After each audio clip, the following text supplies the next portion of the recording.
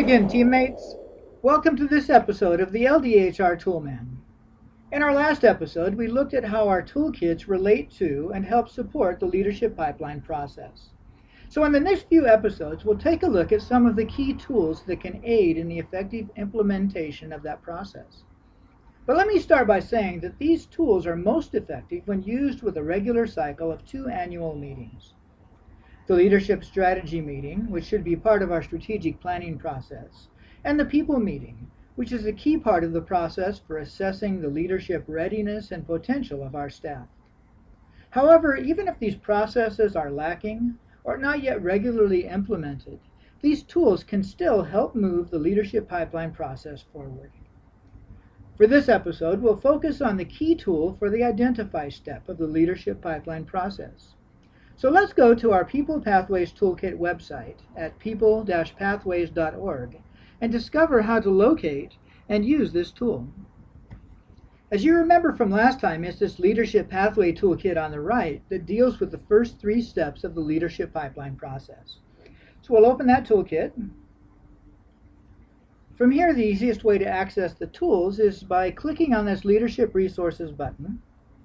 And the tool we're going to look at today is the Identifying Leadership Needs worksheet. Click here. Then we'll go ahead and open the document. This worksheet helps set the flow for your leadership strategy meeting by helping you think strategically about your leadership needs in 3 specific areas. Leaders that are currently needed, leaders needed because of succession, and leaders needed for your expansion plans. In each section, you'll need to identify the specific positions that will need new leaders within the designated time period, as well as the target date when this leadership position needs to be filled. Let's use Country X as an example. They currently need a national GCM team leader and a campus team leader for Central University. For their succession needs, they know the NST team leader is planning to go to seminary after this training cycle.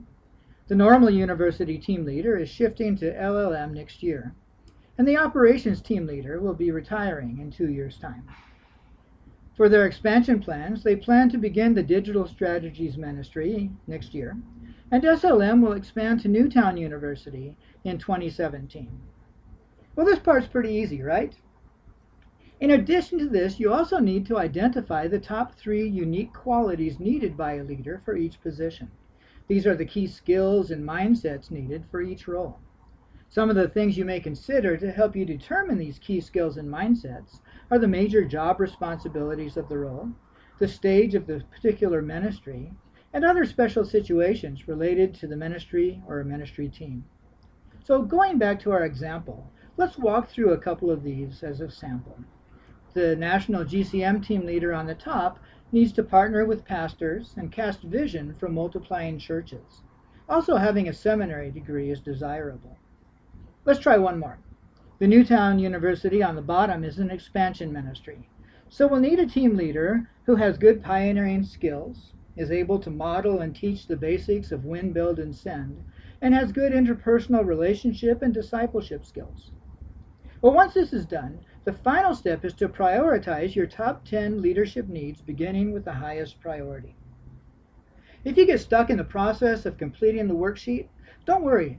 There are some thought-provoking questions on page 2 that can help stimulate your strategic thinking. And well, this is a lot to think about for now. I encourage you to try out the Identifying Leadership Needs worksheet and check out the other tools in this toolkit. In our next episode, we'll take a closer look at the key tool for the assess step of the leadership pipeline process. Until then, this is the LDHR Toolman. Have a great time using your LDHR tools.